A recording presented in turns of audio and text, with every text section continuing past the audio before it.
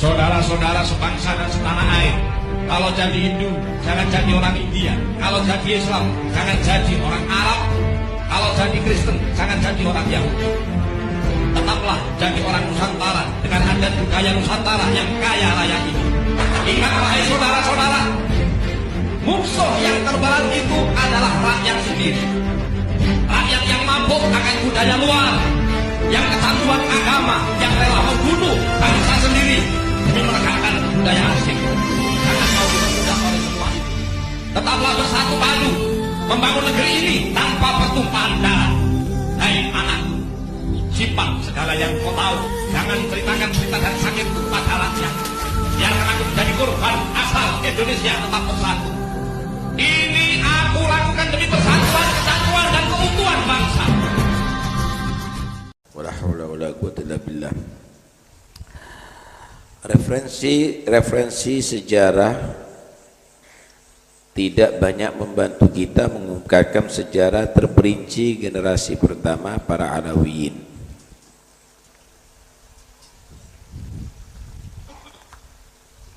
Akan tetapi generasi yang dimulai dari dua putra Imam Muhammad bin Ali yang dikenal dengan julukan Sahib Mirbat, yaitu Ali ayah daripada Faqih Muqaddam dan Alwi Amil Faqih, adalah generasi yang memiliki informasi sejarah yang lebih lengkap dan melimpah. Kepada kedua imam inilah, yaitu Ali dan Alwi ibnai Al-Imam Muhammad bin Ali Sahib Mirbat, nasab keluarga Ba'alawi yang ada saat ini bermuara. Sejarah-sejarah pendahulunya Faqih Muqaddam ini tertulis tapi tidak lengkap. Tetapi mulai generasi setelah Sayyidina Muhammad Sahib Mirbat banyak tertulis, khususnya dari kedua putranya yang di situ muncul para aulia, du'ah dan ulama yang menyebar kemana-mana, yaitu dari putranya Ali yang melahirkan Faqih Muqaddam, dari Faqih Muqaddam melahirkan banyak para aktab dan aulia, atau dari Alwi Amil Faqih yang juga mengeluarkan banyak aulia, dan diantaranya juga nasabnya Wali Songo dari sana, Sayyidina Abdul Malik bin Alawi Amil Faqih, yang sekarang diributkan, dimasukkan ke yang lainnya, biar aja. Orang kalau asli sama ngarang itu pasti berbeda kok, nggak usah diladenin, nggak usah diladenin. Kalau asli sama ngarang-ngarang itu berbeda, pasti berbeda. Pondasi ajaran Thariqah Alawiyah dirintis pertama kali oleh Imam Muhammad bin Ali Ba'alawi yang lebih dikenal dengan julukan Al-Faqihil Muqaddam.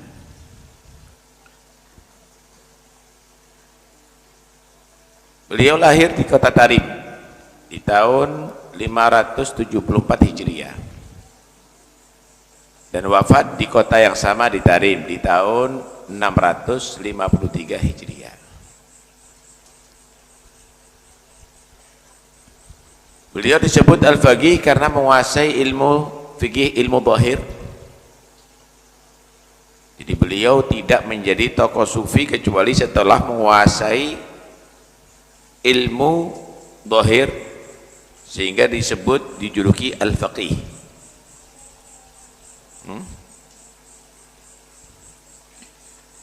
Kemudian beliau berguru secara jarak jauh kepada Al-Arif Billah Al-Syekh Abu Madyan Al-Maghrabi. Abu Madyan Al-Maghrabi ini dari turunan Al-Hasani.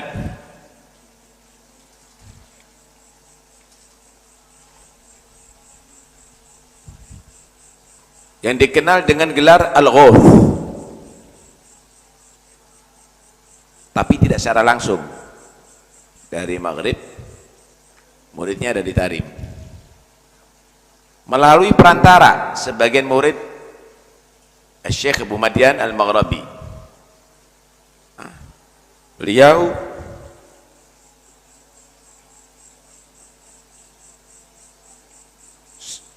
Abu Madian Al-Maghrabi ini memerintahkan salah satu muridnya namanya Abdurrahman Al-Mag'ad. Nanti berangkat bawa ini khirqah untuk diserahkan kepada seseorang yang tinggal ada di Tarim. Tahu beliau. Orang dulu itu tidak mengangkat seseorang kecuali dengan isyarat. Tapi beliau berpesan, tapi kamu meninggal ada di tengah jalan nanti. Hah? Kamu akan meninggal di tengah jalan. Serahkan kepada seseorang untuk mengantarkan ke Tarim kepada Muhammad bin Ali Ba'alawi. Jadi yang mengakui beliau Ba'alawi ini bukan ecek-ecek ya, orang-orang yang top semuanya ya. Karena itu nggak perlu didengarkan ecek-ecek ya.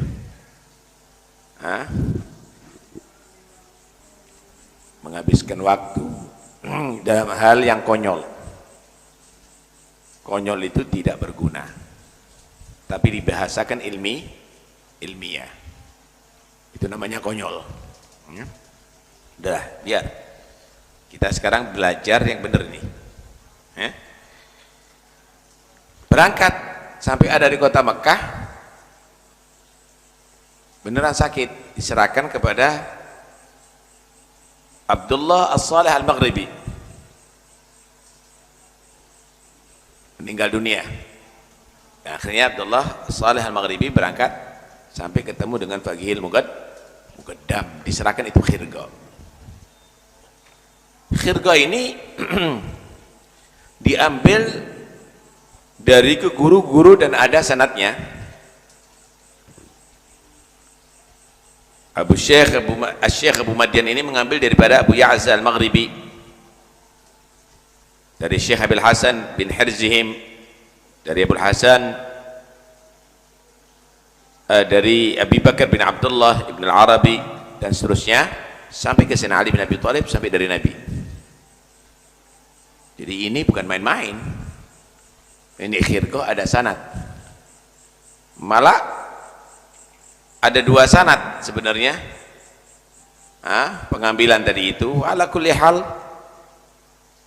nggak perlu kita bahas terlalu mendetail, tapi yang jelas thariqah ini bisa dipertanggungjawabkan. Alhamdulillah, dari penelitian kami ini bermula di tahun 2017, kalangan habaib itu bernama Ali Asgaf yang didatangi oleh para peneliti Jepang ingin meneliti tentang para keturunan Rasulullah di Indonesia. Nah, ketika menanyakan tentang masalah Wali Songo, di sana Ali Asgaf menyatakan bahwasanya dalam kriteria ilmu nasab, kalangan ahli nasab Yaman hanya mencatat dari Nabi Muhammad sampai ke nama Abdul Malik saja. Nah, sedangkan dari Abdul Malik ke bawah sampai ke Wali Songo dinyatakan adalah sekedar pendapat sejarawan.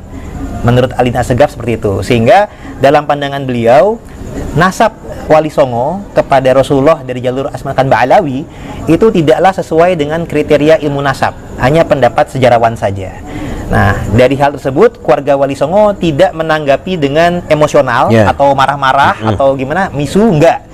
Kita kemudian meninjau kembali tentang masalah nasab Wali Songo dari berbagai versi sejarah, dan nantinya alhamdulillah juga ketemu kesesuaian dengan ilmu genetik. Jadi dari versi sejarah dulu, ternyata kita temukan bahwasanya dalam sejarah Nusantara, para wali Nusantara di masa-masa abad pertengahan, abad 14-15 yang masuk ke Nusantara ini, atau para wali Songo, muasalnya itu tidaklah dari Yaman. Ini terindikasi dari gelar para wali Nusantara, misalkan ada yang bergelar Maulana Maghribi, artinya berasal dari Maghrib atau Maroko. Dan di lain jalur ada juga tokoh semisal ayahnya Sunan Ampel, itu bernama atau bergelar Ibrahim Asmarakandi, yang terindikasi dari Samarkand, Uzbekistan. Nah, kemudian beberapa para wali ini bergelar Mahdum, misalkan Sunan Bonang Mahdum Ibrahim, dan juga Syarif Hidayatullah dalam data sejarah Banten tercatat dengan gelar Sunan Mahdum Gunung Jati. Nah, setelah kita kaji, gelar Mahdum ini ternyata adalah gelar turunan Ahlul Bait Nabi yang digunakan di daerah Asia Tengah dan Asia Selatan. Artinya bukan berasal dari Yaman. Andai kata dari Yaman, mestinya bergelarnya Habib Gunung Jati, Habib Hidayatullah, atau Habib Ibrahim Bonang gitu. Tapi ternyata tidak. Artinya ini membuktikan bahwasanya jalurnya bukan dari Yaman. Atau demikian pula ayah Sunan Ampel, mestinya Ibrahim Al-Yamani atau Ibrahim Al-Hadromi, ternyata tidak, tetap Asmarakandi. Begitu juga yang tadi dari Maghrib atau Maroko, mestinya kan kalau dari Yaman, Maulana Yamani, Maulana Hadromi, ternyata tidak. Artinya dalam sejarah Nusantara ini pernah terjadi pembelokan sejarah dan silsilah. Yang semestinya dalam peta Nusantara ada yang berasal dari Maroko, ada yang berasal dari Asia Tengah, Uzbekistan, terbelokkan melalui jalur muasal Yaman. Nah, ini kita juga temukan indikasi dikarenakan di masa lalu para sesepuh leluhur kita itu belum sempat berkorespondensi langsung ke negeri muasalnya. Padahal itu sebuah suatu yang logis. Misalkan bila mana saya atau Kiai atau Buya tinggalnya misalkan di Jakarta, tapi riwayat silsilah leluhur kita itu ada dari Sunan Gunung di Cirebon, atau ada kalau saya juga ada yang di Banten. Tentu sesuatu yang logis kami mengkonfirmasi atau silaturahimnya dengan keluarga yang di Cirebon atau keluarga yang di Banten, tidak ke Jogja atau Ternate atau Tidore, karena di Indonesia ini kan kerajaan-kerajaan banyak, para wali tempat-tempatnya juga banyak, tapi harus disesuaikan dengan riwayatnya yang logis. Kalau kita riwayat leluhur keluarga kita dari Cirebon, tentunya konfirmasinya ke Cirebon. Nah, ini artinya leluhur kita semestinya ada versi yang jalurnya itulah Mesir atau Uzbek, kemudian Maroko. Di masa lalu belum sempat konfirmasi ke negeri muasal. Kemudian pihak penjajah dari VOC dan Hindia Belanda di masa lalu itu lebih menerima kunjungan orang Timur Tengahnya yang berasal dari Yaman. Nah, karena dari Yaman ini yang masuk ke Nusantara, terjadilah interaksi antara para sesepuh-sesepuh kita dengan para pendatang dari Yaman, biasa disebut habaib. Kemudian terjadi interaksi, adanya saling husnuzon, adanya sama-sama riwayat sebagai keturunan Nabi, maka silsilah kita terbelokkan, leluhur kita ini ke jalur seakan-akan jalur Asmat Khan Ba'alawi muasal Yaman. Nah, ini kembali terbongkar ketika penelitian genetik. Ternyata setelah penelitian genetik kita berbeda dengan mereka. Kemudian saya fokuskan di keluarga Wali Songo saja. Ternyata terbukti dari hasil tes Y-DNA yang meneliti kromosom Y garis laki. Alhamdulillah keluarga Wali Songo itu terbukti sebagai keturunan Ahlul Bait Nabi karena mengandung kode mutasi genetik. Ada yang Al-Hasani, ada yang Al-Husaini. Kemudian yang menarik adalah dengan tes Y-DNA itu ada namanya peta genetik migrasi leluhur. Nah, peta genetik migrasi leluhur ini tercatat adalah dari Hijaz atau Arab Saudi, kemudian pindahnya ke Irak, Iran, kemudian pindahnya ke Asia Tengah, Uzbekistan, kemudian ke Asia Selatan, India, Pakistan, baru ke Asia Timur dan Asia Tenggara, Nusantara. Sama sekali tidak melalui Yaman. Andai kata melalui Yaman, versi Wali Songo sebagai keturunan Yaman itu tercatat ada versi 9 leluhur yang ada di turun-temurun di Yaman, ternyata tidak terdeteksi. Nah, dalam versi tersebut konon leluhur Wali Songo adalah Ahmad berputra Ubaidillah, berputra Alwi, berputra Muhammad, berputra Alwi, berputra Ali Koli Kosam, berputra Muhammad Sumirbat, berputra Alwi Abdul Fagih, berputra Abdul Malik. Nah, 9 generasi yang turun-temurun di Yaman, andai kata betul, semestinya dalam tes DNA akan terdeteksi ke Yaman. Ternyata tidak. Jadi dari Irak itu tidak terdeteksi ke barat dayanya ke Yaman, tapi lanjut ke bagian timurnya begitu.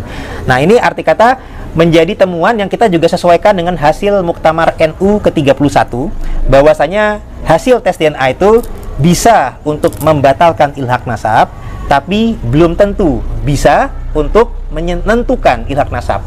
Tapi untuk membatalkannya bisa. Arti kata ketika terkonfirmasi genetik Wali Songo itu terbukti sebagai zuriat Nabi, tapi tidak berasal dari Yaman, maka berarti yang terbatalkan adalah versi silsilahnya keluarga Wali Songo melalui Asmat Khan Ba'alawi muasal Yaman. Nah, kemudian untuk menentukannya tidak bisa semata-mata dengan tes DNA, harus menggunakan versi data lain. Nah, alhamdulillah dari keluarga Wali Songo, kemudian dalam data Cirebon dan Banten kita cari versi lain yang tidak melalui Yaman.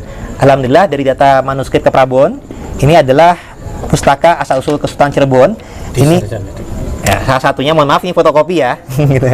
Ini merupakan manuskripnya dari pihak Keprabon yang waktu itu dengan atas izin almarhum Pangeran Hempi Raja Keprabon diterjemahkan dengan Pak Muhammad Mukhtar Zaidin.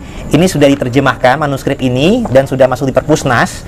Dan di sini tercatat bahwasanya Sunan Gunung Jati telah leluhur daripada Kesultanan Cirebon dan Banten dan salah satu anggota Wali Songo, dicatatnya adalah keturunan Nabi Muhammad melalui Musa putranya Ja'far Shodiq. Musa Al-Kazim. Nah, putra Imam Ja'far Shodiq. Artinya ini tidak melalui Yaman. Karena kalau versi yang melalui Yaman itu melalui Ali Uraidi adiknya. Nah, ini melalui kakaknya Musa Al-Kazim.